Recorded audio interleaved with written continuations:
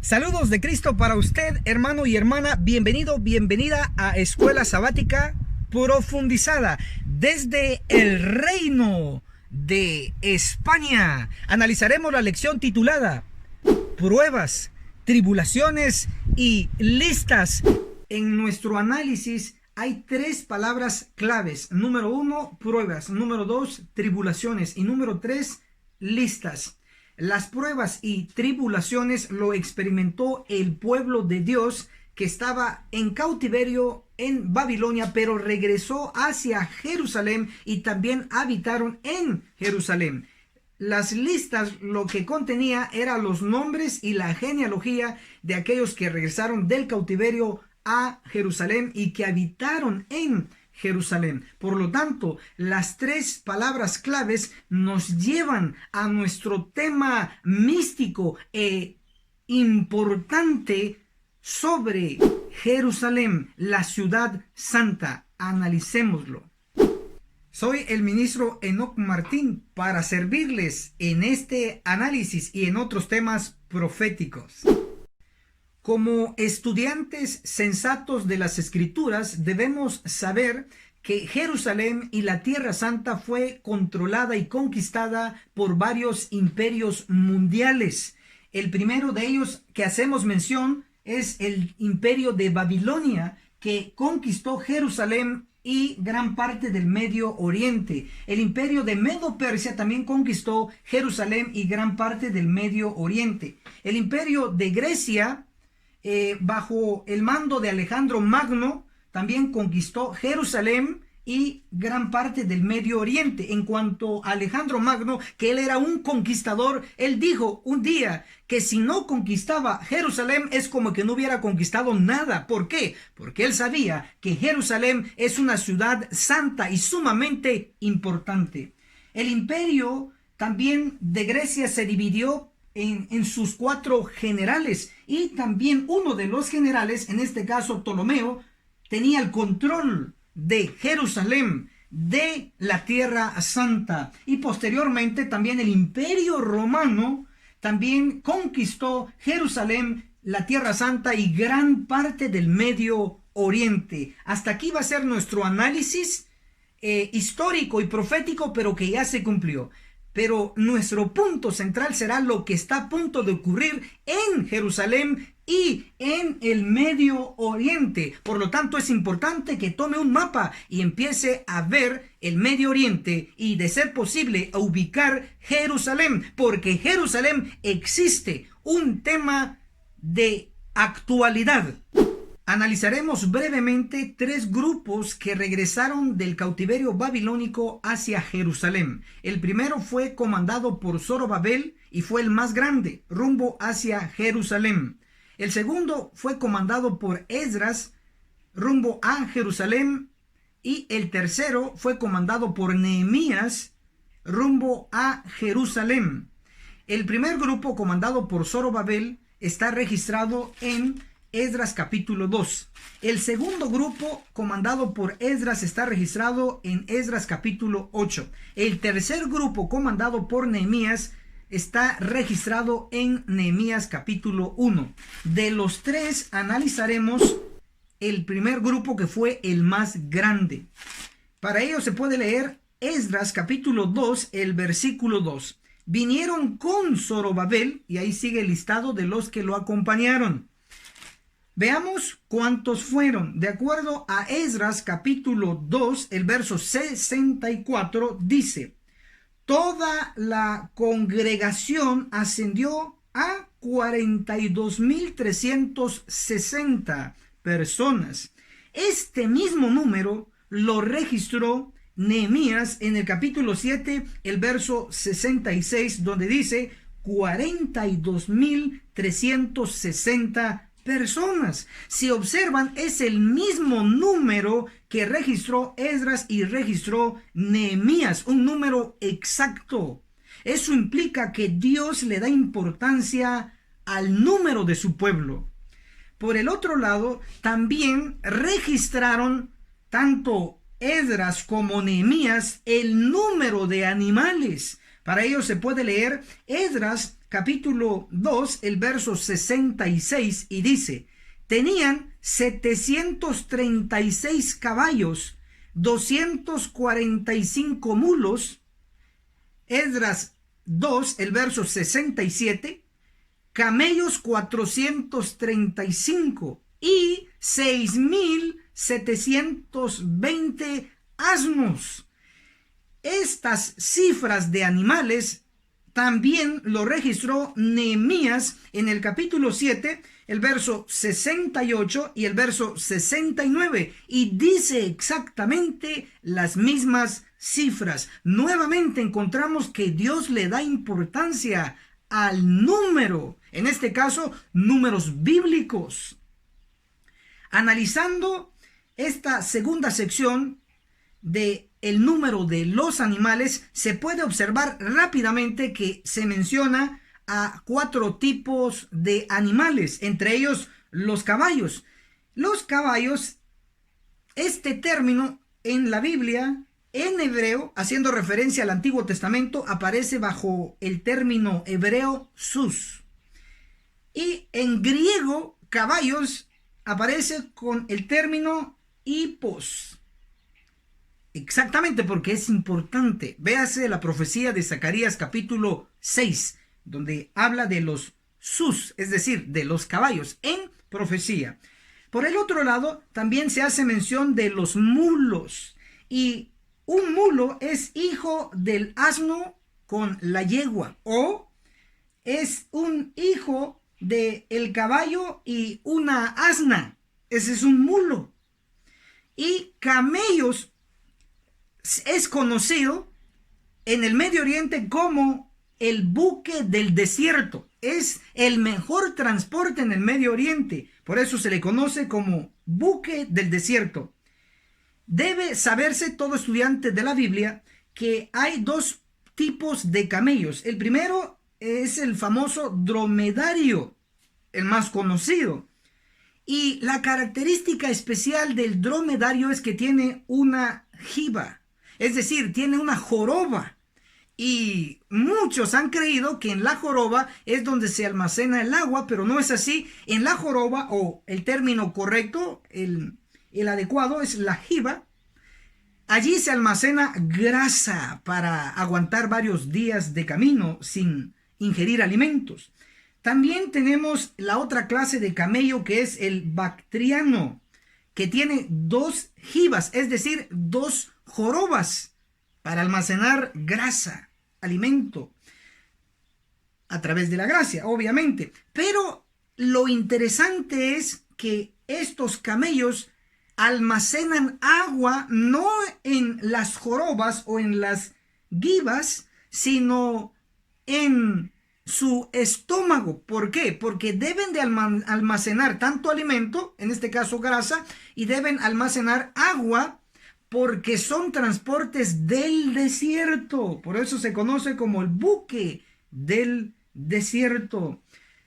De hecho, la Biblia también menciona, hagamos una pequeña comparación porque a Dios le importan los números. Job, en el capítulo 1, el verso 3, registra que Job tenía 3,000 camellos. Eso es sorprendente, comparado con los camellos que tenía toda la primera compañía de judíos que regresó del cautiverio babilónico a Jerusalén. Esta compañía, toda junta, solo tenía 435 camellos. Compare 3,000 camellos que tenía Job y todo el pueblo judío que estaba regresando en ese entonces, 435 camellos. Comparados con eso es casi nada. Pero bueno, Dios le importa los números y lo registró. Por el otro lado, también tenemos a los asnos. Los asnos, en este caso, dice el registro de Esdras capítulo 2, el versículo 67, dice que eran 6,720 asnos. Lo que sobresale es que de las 4 clases de animales mencionadas aquí, los asnos eran el mayor número de animales entre los israelitas. Eso es interesante, hay que analizarlo. Pero bueno, en su tiempo libre hágalo usted. Por el otro lado también vemos de que hay un ángulo profético que está por cumplirse y donde va a estar involucrado estos medios de transporte. Estoy seguro que el pueblo de Dios, en este caso los judíos que estaban regresando del cautiverio hacia Jerusalén, estoy seguro que utilizaron a estas 4 clases de animales como medio de transporte. Dios también en nuestro tiempo, sí, en nuestro tiempo va a utilizar a estos animales para transportar a su pueblo rumbo hacia un lugar. Pregunto, estos animales como medios de transporte, ¿hacia dónde trasladaron al pueblo de Dios? Hacia Jerusalén. Excelente, correcto. Pero la profecía también nos dice lo mismo, que en nuestro tiempo, en los últimos días, ocurrirá que Dios utilizará los mismos medios de transporte. Isaías capítulo 66, el verso 16 dice: porque el Señor juzgará con fuego y espada a todo hombre, y muchos serán los muertos por el Señor. Esta profecía aún no se ha cumplido. Básicamente sabemos que Dios después de los 1000 años va a destruir a los impíos con fuego, pero muy pocos adventistas del séptimo día están enterados que Dios va a juzgar también con espada. Léase Amós 9:10, donde dice que a espada morirán todos los pecadores de mi pueblo. ¿Quién es el pueblo de Dios hoy? Yo lo grito y lo defiendo y lo creo, y usted también, que el pueblo de Dios es la iglesia adventista del séptimo día. Por lo tanto, según Amós 9:10, a espada van a morir todos los pecadores dentro del pueblo de Dios, tal como lo registra Isaías 66, el verso 16. ¿Y cuántos van a morir? ¿Pocos? No, muchos, dice Isaías 66, verso 16. Elena de White aplica esta destrucción basado en Ezequiel capítulo 9. Ella dice que va a ser en la iglesia y va a ser literal y va a ser en nuestro tiempo. Sí. Ahora nótese que después de esta purificación de la iglesia, para que pase de la fase militante a la fase triunfante, para que pase de la fase con trigo y cizaña a la fase de puro trigo, a la iglesia triunfante debe ocurrir esta purificación. Después de ello habrá un fuerte pregón. Sí, léase lo que dice Isaías 66, el verso 19. Pondré en ellos señal y enviaré de ellos algunos escapados. ¿Escapados de dónde? Estoy leyendo Isaías 66, el verso 19. Estos escapados aquí son los escapados de Isaías 66, verso 16, donde se registra una destrucción, una matanza, realizada y dirigida por Cristo a través de sus ángeles. Después de la destrucción o la purificación de la iglesia, entonces Dios enviará a los que sobrevivan de esa destrucción, los enviará a las naciones, tal como lo dice Isaías 66, el verso 19. Pondré en ellos una señal y enviaré de ellos algunos escapados a las naciones. ¿A dónde? A Tarsis, que actualmente es España, desde el lugar donde estamos haciendo la grabación. El reino de España en la Biblia se conoce como Tarsis. Los enviará a Tarsis, a Apul, a Lud, nombres de países antiguos. Dice que disparan arco. A Tubal, le identifico, es Turquía. A Javán, le identifico, es Grecia. Y a las lejanas islas que no oyeron de mí ni vieron mi gloria, y publicarán mi gloria entre las naciones. Es sorprendente que los que van a sobrevivir de la destrucción registrada en Isaías 66, verso 16, van a ir a dar el fuerte pregón entre las naciones, van a hablar de Dios, van a hablar de su ley, del sábado entre las naciones. Y obviamente que si ellos van a predicar la verdad, va a haber convertidos como en el día del Pentecostés. Léase por favor lo que dice Primeros Escritos en el capítulo titulado El fuerte clamor, en la página 277 de Primeros Escritos. O si no tiene este libro, léase el libro llamado Eventos de los Últimos Días en el capítulo 14. Y si no lo encuentra por el mismo capítulo 14, por lo menos lo va a encontrar por el título, que se llama El fuerte clamor. ¿Y saben qué dice en este capítulo de Evento de los Últimos Días? El fuerte clamor. En el subtítulo, miles convertidos en un solo día. Obsérvese que va a haber miles de convertidos en un solo día. Eso va a ser maravilloso. Ese es el famoso fuerte pregón. Se van a convertir miles de todas las naciones. ¿Quiénes lo traerán? Los que van a sobrevivir de la destrucción registrada en Ezequiel 9. Y según Ezequiel capítulo 9, el versículo 6, los únicos que no van a caer muertos por la espada de ángeles cuando empiece el juicio de los vivos, los únicos que no van a ser tocados por los ángeles destructores, serán aquellos que tengan el sello del Dios vivo. ¿Y cómo se obtiene el sello del Dios vivo? Gimiendo y clamando contra las abominaciones que se cometen en la iglesia. Gimiendo y clamando contra las abominaciones o pecados en la iglesia. Leas Ezequiel 9, el versículo 4. Así lo dice. Por lo tanto, los que van a sobrevivir de esta destrucción son aquellos valientes, sin cobardía, que van y están predicando ahora mismo los pecados que se están cometiendo en la iglesia, ayudando al pueblo para que se reforme, para que obtenga el sello. De lo contrario, junto con los demás van a ser cortados. Pero los que no van a ser eliminados son los que tendrán el sello del Dios vivo. Ellos darán el fuerte pregón.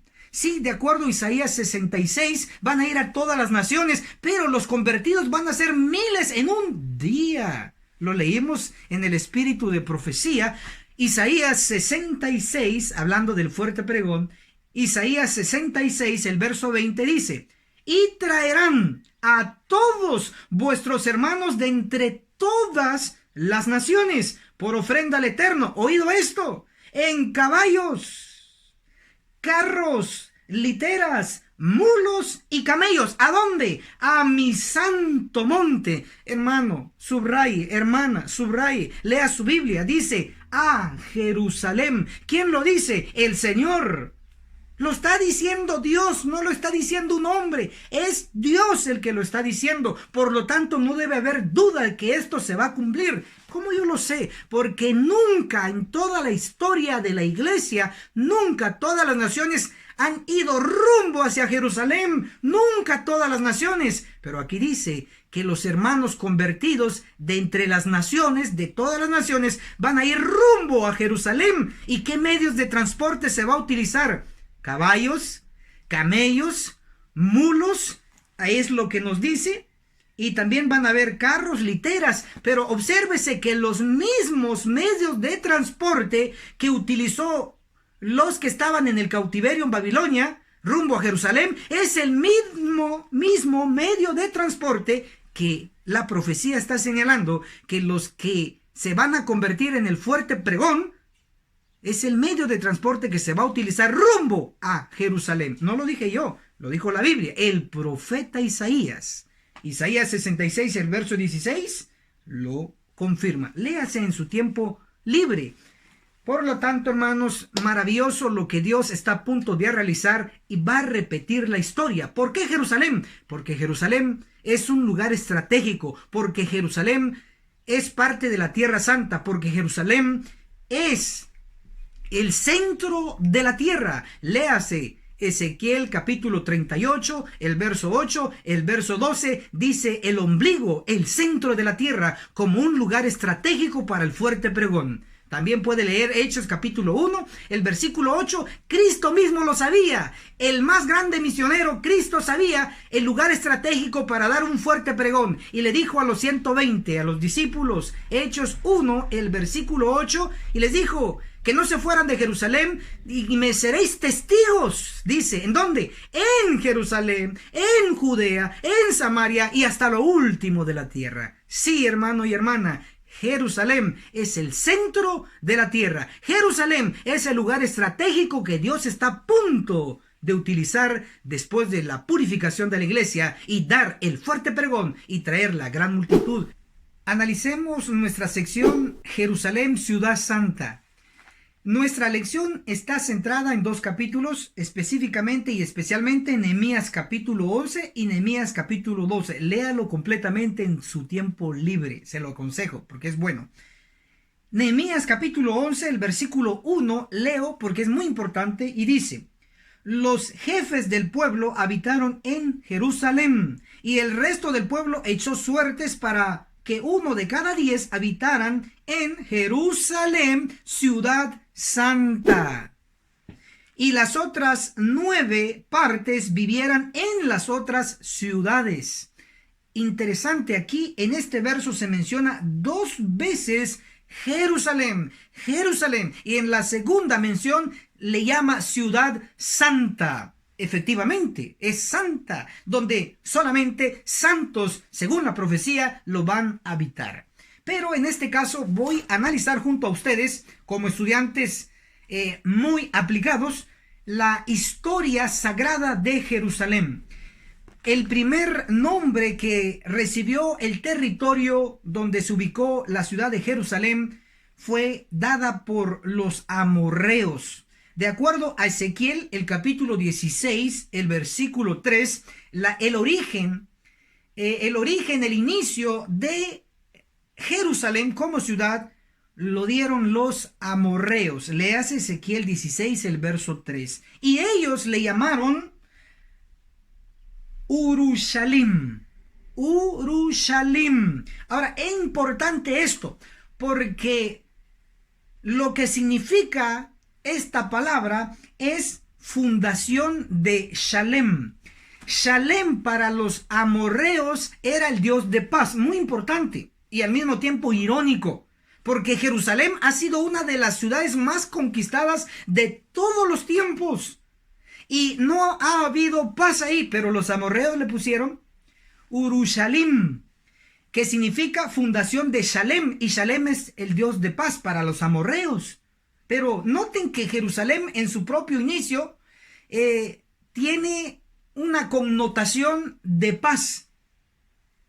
Por el otro lado, también tenemos que a Jerusalén lo habitó y lo reinó Melquisedec. Y eso lo podemos leer en Génesis capítulo 14, el verso 18 al 20, pero haré mención Génesis 14, verso 18 específicamente. Y ahí habla de que Melquisedec era rey de Salem.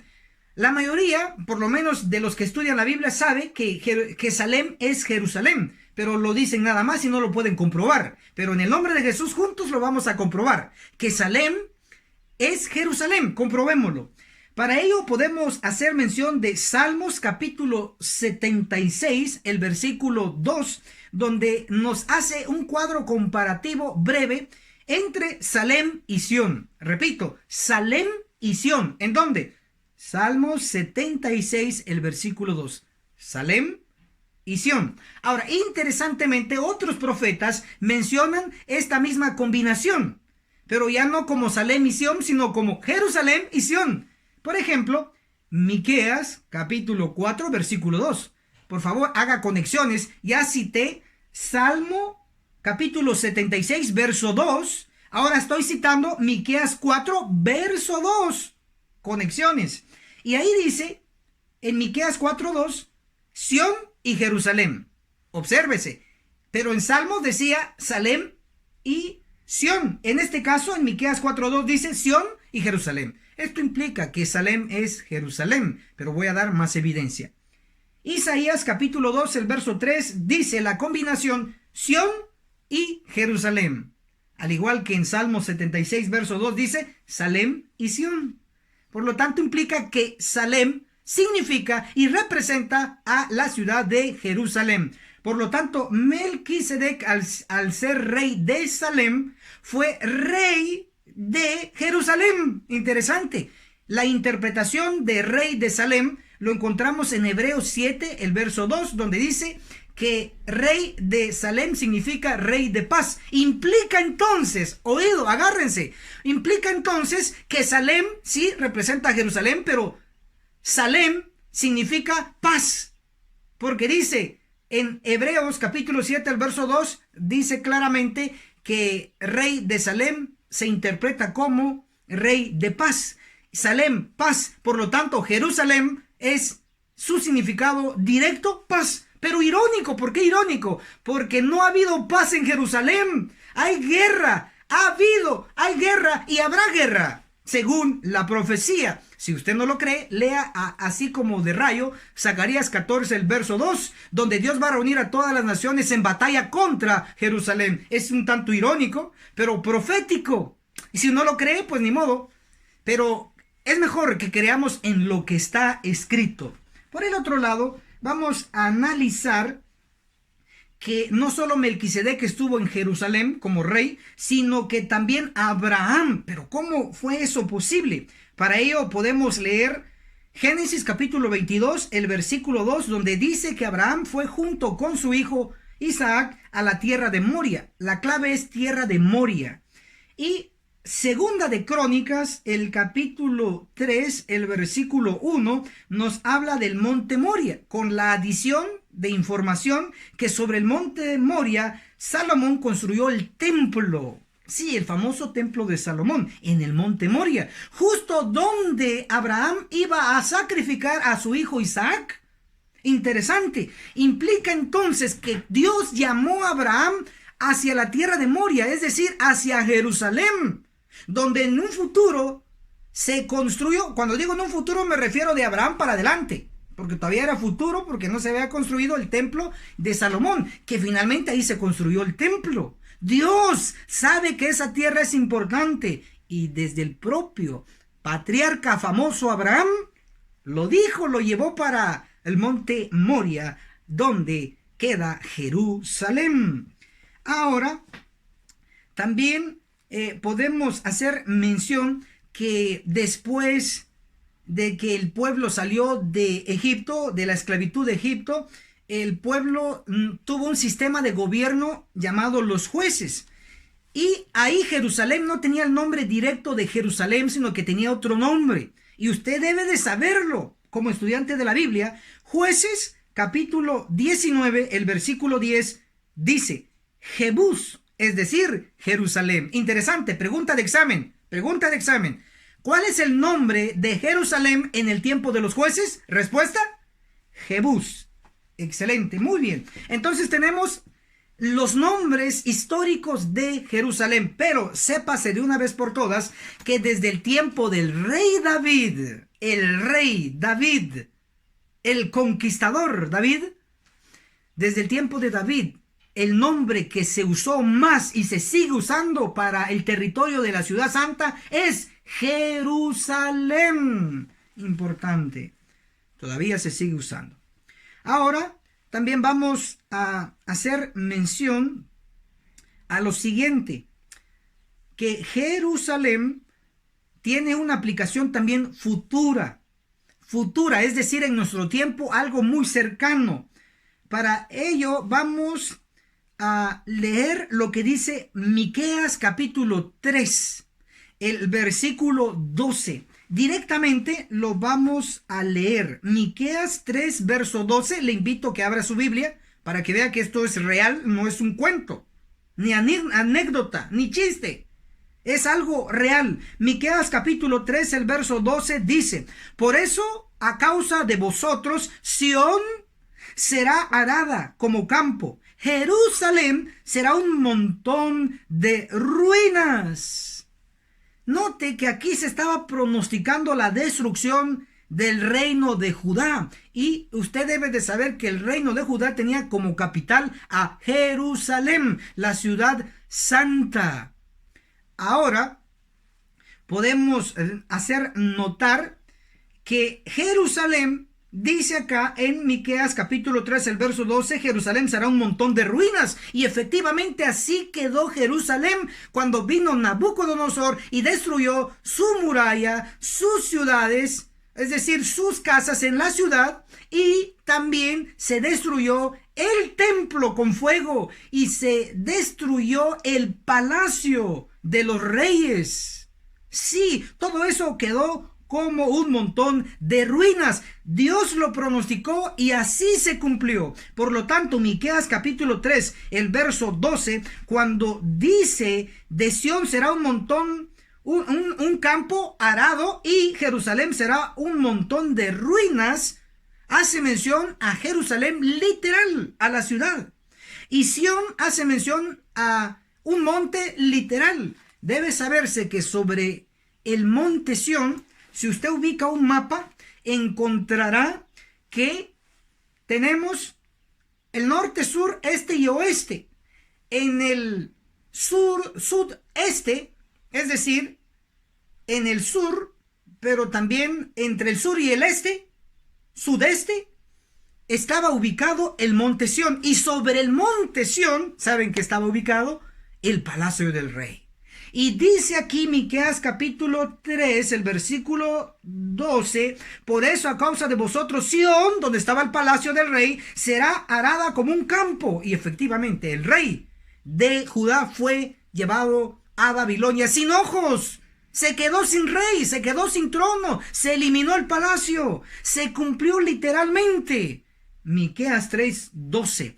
Pero después de que pasaron los 70 años en el cautiverio, usted sabe que Esdras, Nehemías registra que regresaron los grupos a repoblar y reconstruir Jerusalén, incluyendo el templo. Pero lo que no se construyó, y debe de quedar bien claro, lo que no se construyó fue el palacio del rey, porque nunca más fueron un rey, nunca más fueron un reino, corrijo. Nunca más fueron un reino desde que regresaron del cautiverio. Por eso no construyeron un palacio, porque no tenían rey, solo tenían gobernador, y el gobernador dependía del imperio que los controlaba. En este caso, cuando regresaron del cautiverio, ya estaba el imperio de Medo-Persia, según nuestro mapa acá también profético. Por eso ellos nunca tuvieron rey después del cautiverio, solo gobernadores. Y así sucesivamente vino otro imperio, el de Grecia, luego el de Roma, y no tuvieron rey. No tuvieron rey.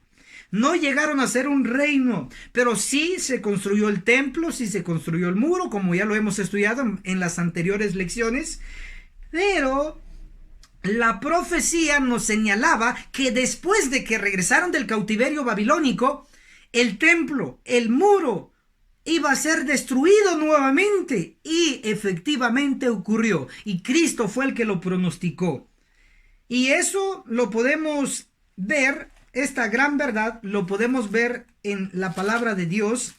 En Lucas nos menciona en el capítulo 21, el versículo 20, nos habla de Jerusalén y su destrucción. Cuando iba a ser sitiada Jerusalén, es que ya venía su destrucción. Eso lo dice Lucas 21, el verso 20, y Lucas 21, el verso 24, dice que Jerusalén iba a ser pisada por los gentiles hasta que se cumpla el tiempo de los gentiles. ¿Cuándo se cumplió Lucas capítulo 21, el verso 20 y el verso 24? Cuando fue destruido Jerusalén y fue pisado por los gentiles. ¿Cuándo se cumplió? Se cumplió en el año 70 de nuestra era, en la era cristiana. Es lo más cerca que tenemos de nuestro tiempo. La destrucción de Jerusalén y pronosticado por Cristo mismo. Se cumplió. Si se cumplió lo que dijeron los profetas, en el caso que leímos Miqueas 3:12, y en el caso de Cristo en Lucas 21, el verso 20 y el verso 24, se cumplió al pie de la letra. Eso garantiza que el resto de la profecía en cuanto a Jerusalén también se va a cumplir. Eso nos lo garantiza el 100%. Bien, entonces se destruyó en el año 70 el templo y la ciudad de Jerusalén.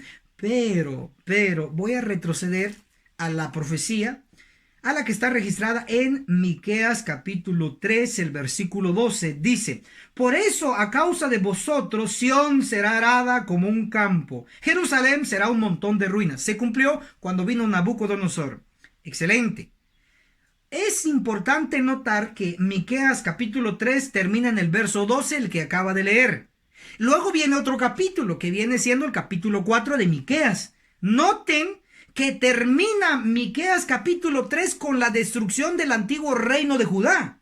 Hasta este tiempo no ha habido otro reino de parte de Dios, pero la profecía indica en el siguiente capítulo, Miqueas 4, el versículo 1, dice así categóricamente: en los últimos días, es decir, nuestro tiempo, en los últimos días, el monte de la casa del Eterno será constituido por cabecera de los montes, más alto que los collados, y los pueblos correrán a él. ¿Cuándo? En los últimos días. Profecía para nosotros. Miqueas 4, verso 2, me encanta el verso 2. Miqueas 4:2 dice: vendrán muchas naciones y dirán: venid, subamos al monte del Eterno, a la casa del Dios de Jacob. Nos enseñará sus caminos y andaremos por sus veredas.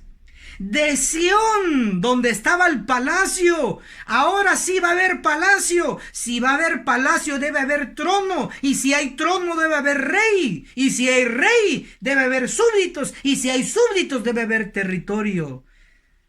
Miqueas 4, el verso 2, la última parte dice: y dirán, nos enseñarán sus caminos y andaremos por sus veredas. De Sión saldrá la ley del palacio, y de Jerusalén la ciudad santa, literal, y de Jerusalén la palabra del Señor. Maravilloso. Es tan, pero tan importante, por eso Dios dejó claro en Miqueas 4, el versículo 1, en los últimos días. O sea, eso es para entenderlo hasta un niño, en los últimos días.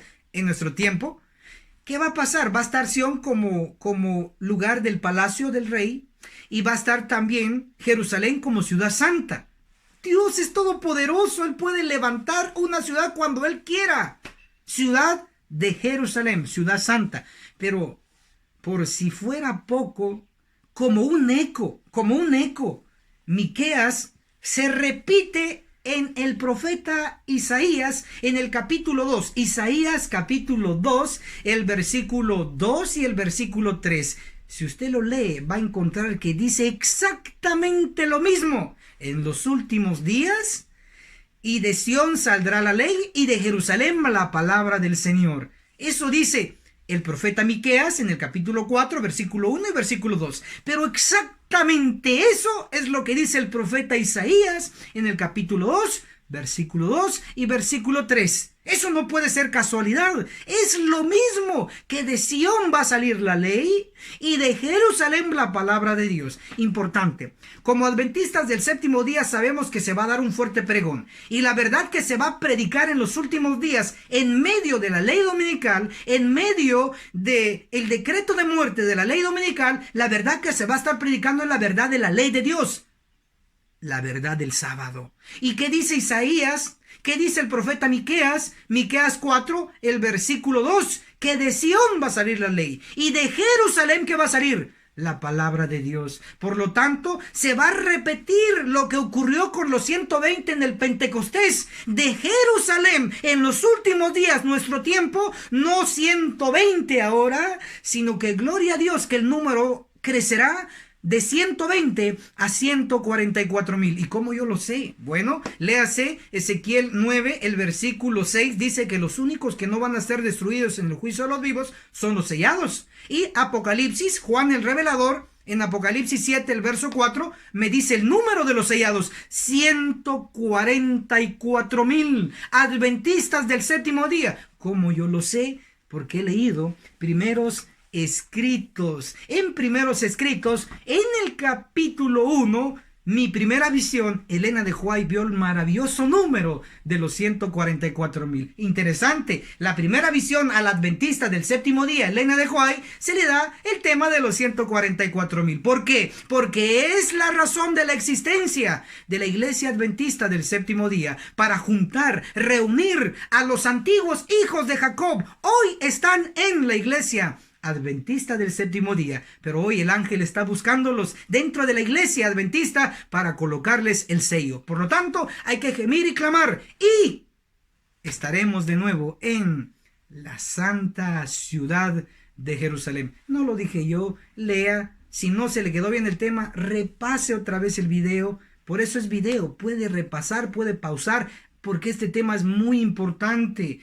Le garantizo que si usted estudia de nuevo, si usted repasa con su propia Biblia y los libros del Espíritu de Profecía, se va a dar cuenta que esto es verdad, y por lo tanto debe ser clamada desde los techos sin temor, porque es una verdad que está en las Escrituras. El fuerte pregón está a punto de darse, y no va a salir de Maryland Spring, donde está la conferencia general, no va a salir de Texas, no va a salir de donde está saliendo hoy la verdad presente, sino que va a salir del Medio Oriente, donde todo empezó. Todo terminará en la ciudad santa. Léase Zacarías 14, el verso 2. Y yo, dice Dios, reuniré a todas las naciones. Nunca ha ocurrido eso.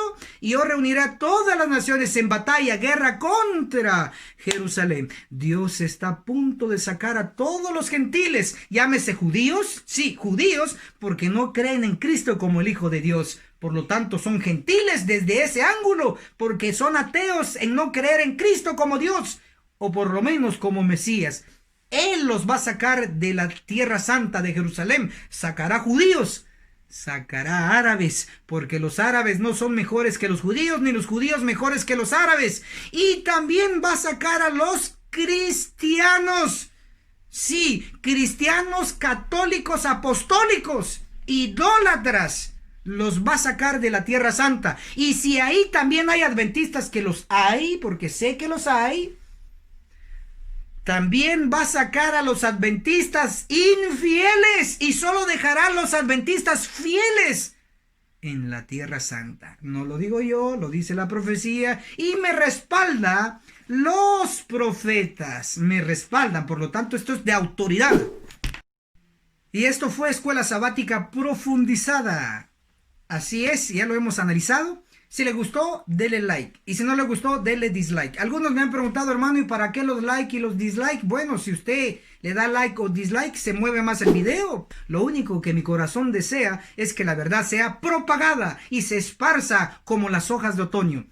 Por favor, usted sabe que esto es verdad. Comparta el video con sus contactos, con sus amigos, que el tiempo se nos acaba. Cumplamos juntos la misión. Que el cielo lo bendiga poderosamente y hasta la próxima.